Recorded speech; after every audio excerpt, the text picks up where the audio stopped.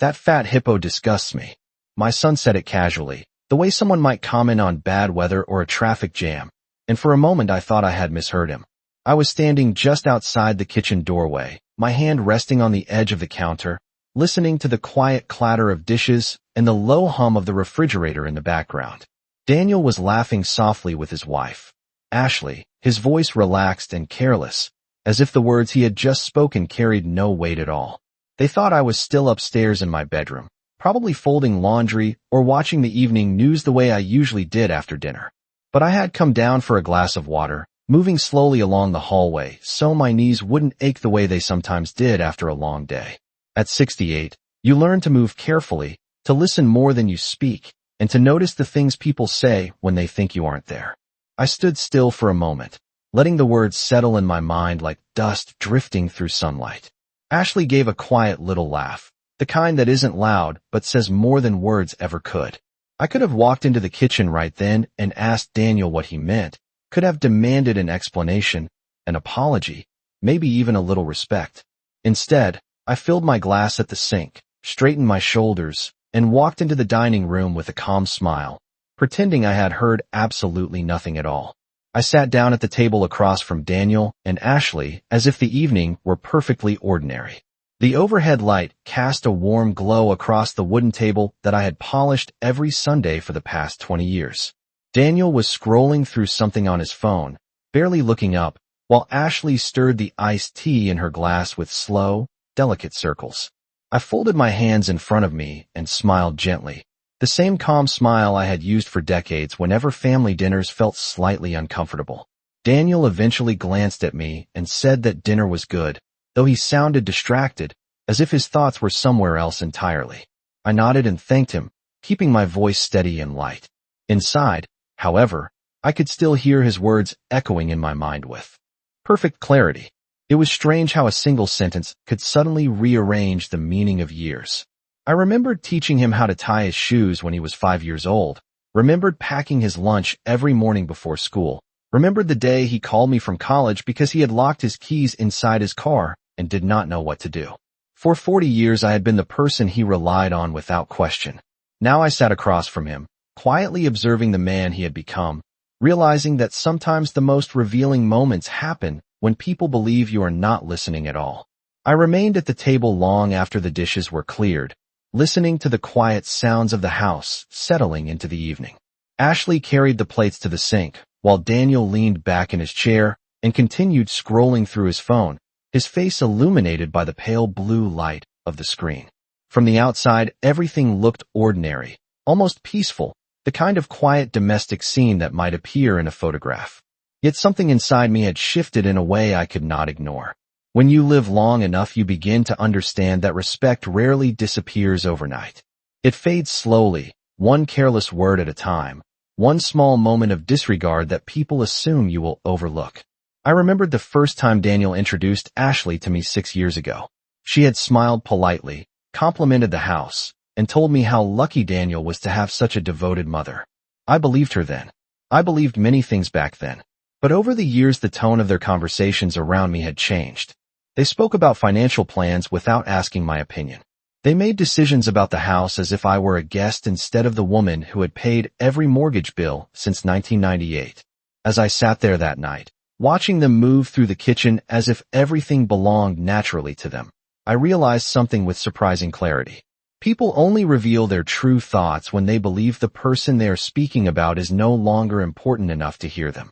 That night, I went upstairs earlier than usual, moving slowly along the hallway that Daniel had once raced through as a little boy with toy cars in his hands. The house was quiet now, the kind of quiet that makes every memory feel louder.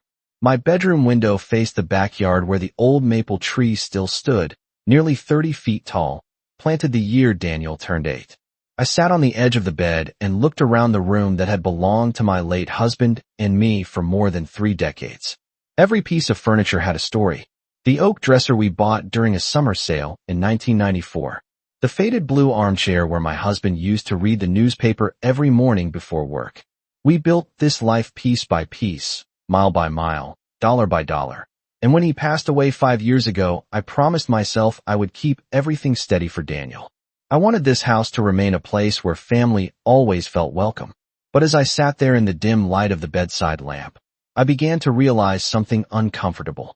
Somewhere along the way, the meaning of this home had changed. To me, it was 30 years of memories, sacrifices, and quiet perseverance.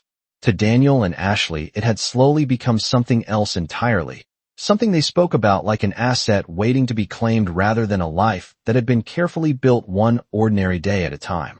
Sleep did not come easily that night. I lay awake listening to the quiet ticking of the hallway clock and the faint sound of the air conditioner humming through the vents. At 68 years old, you learn that silence can be very revealing. The house felt different, almost as if the walls themselves were waiting for something to change. Around midnight, I finally stood up and walked to the small desk near the window where I kept old papers and family records. Inside the top drawer were folders that stretched back more than 30 years. Mortgage statements, insurance papers, property tax receipts, every document that proved how this home had been built one payment at a time. I opened one of the folders and slowly turned the pages, remembering the years when money was tight and every dollar mattered. Back then, Daniel had been just a boy who believed his mother could fix any problem in the world. I closed the folder carefully and sat there for a long moment, thinking about the words I had heard earlier that evening. Sometimes people believe age makes you weak or forgetful. They assume you will quietly accept whatever role they assign you. But sitting there in the soft light of that desk lamp, I realized something very clearly. The next morning, I was going to start putting a few important things in order. The next morning, the house was still quiet when I walked downstairs. Sunlight was just beginning to spill across the kitchen floor, turning the polished wood a warm golden color. Daniel and Ashley were still asleep, their bedroom door closed at the end of the hallway.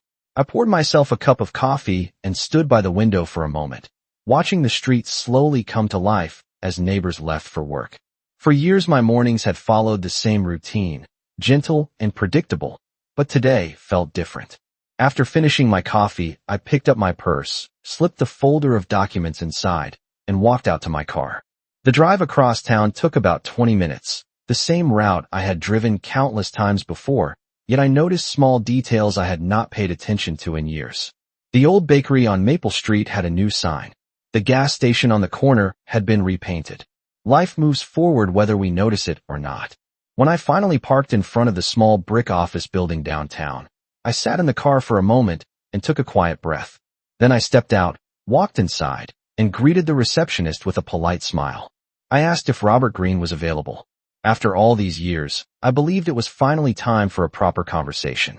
Robert Greene looked exactly the same as he had 10 years ago, calm eyes behind thin glasses, and the kind of quiet patience that makes people trust him immediately. When he saw me standing in the doorway of his office, he smiled warmly and stood up to shake my hand. He asked how I had been and whether the house on Willow Creek Road was still treating me well. I told him the house was just fine. Then I sat down across from his desk and placed the folder of documents carefully in front of him. For a moment, neither of us spoke. Sunlight streamed through the tall office window, falling across the polished wooden desk where countless legal papers had been signed over the years. Robert opened the folder slowly, glancing through the property records and the mortgage statements that proved the history of that home. After a few quiet minutes, he looked up at me with a thoughtful expression and asked a simple question. He asked why I suddenly wanted to review everything now after so many years. I folded my hands calmly in my lap and answered him with complete honesty. I said that sometimes people forget who built the foundation they are standing on. And when that happens, it becomes necessary to remind them. Robert nodded once, understanding far more than I had actually said out loud. Robert spent nearly an hour reviewing the documents with careful attention, occasionally marking small notes in the margins while explaining each legal detail in a calm and measured voice. The conversation was not dramatic, and it did not need to be. Real change rarely arrives with raised voices or emotional scenes. Instead, it comes quietly, through signatures and decisions that cannot easily be reversed. Robert outlined several options that would give me complete control over the property and the financial arrangements connected to it. I listened carefully, asking a few simple questions, making sure every step was clear. When everything had been explained, he slid a neatly prepared document across the desk toward me along with a pen. For a moment, I looked down at the page, noticing how ordinary the paper seemed for something that carried such weight. Then I signed my name in steady letters, just as I had done many times throughout my life when responsibility required it. Robert nodded once more, placing the document carefully into a folder before assuring me that the changes would take effect immediately. When I stepped back outside into the late morning sunlight, the air felt surprisingly fresh. Some decisions do not bring anger or sadness. Sometimes they simply bring clarity. When I returned home that afternoon, the house looked exactly the same as it had that morning. The sunlight still fell across the front porch, the maple tree still swayed gently in the yard, and Daniel's car was parked in the driveway where it always was. Inside, I could hear Ashley talking on the phone in the living room while Daniel sat at the kitchen table with his laptop open. He looked up briefly when I walked in and asked where I had gone so early. I told him I had taken care of a few personal errands downtown and that everything was fine. The evening moved along in the usual quiet routine. Dinner was simple, conversation polite but distant. After we finished eating, I placed my napkin neatly on the table and looked at Daniel with the same calm expression I had worn the night before. I told him that I had met with Robert Greene that morning and that several legal arrangements regarding the house had been finalized. Daniel frowned slightly, confused, and asked what that meant. I explained in a steady voice that the property now belonged entirely to a family trust that I controlled, and that future living arrangements would be decided solely by me. For a long moment, he said nothing at all, and in that silence I finally understood something important. Respect does not return through arguments. Sometimes it returns through quiet decisions that speak louder than any apology.